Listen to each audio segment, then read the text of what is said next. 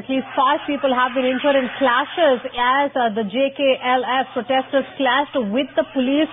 These are the first visuals that you see. This happened at Padmalu in Srinagar. Yeah, these protests broke out in Batmalu after Friday prayers. Today as the JKLF protesters came out after Friday prayers and started raising poll boycott slogans. And as these protesters tried to reach the main road, the police blocked them, and in the ensuing clash with the police, 5 protesters were injured, and of course 2 policemen, including one sub-inspector who received a stone on his head. He was grievously injured, and of course the difference this time being that the place of the protest has changed. Usually we see protests after Friday prayers here in Srinagar, in the downtown area, especially in Nauhatta. But this time around, it's in uptown, that is in Batmalu area, where these protests broke out.